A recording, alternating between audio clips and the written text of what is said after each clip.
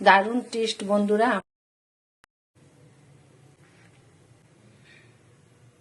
এই দুটো উপকরণ দিয়ে আমি একটা জুস বানিয়ে দেখাবো।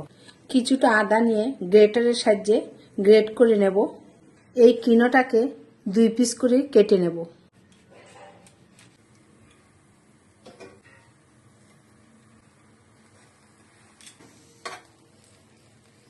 দিয়ে দেব হাফ চামচ চিনি, দিয়ে দেব হাফ চামচ বিট লবণ। নিচের থেকে যত হিট হচ্ছে দেখো বন্ধুরা রসটা কিরকম বেড়ে আসছে। দিয়ে দিচ্ছি একটু গোলমরিচ, গ্রেট করা আদাটা দিয়ে দিচ্ছি এবার।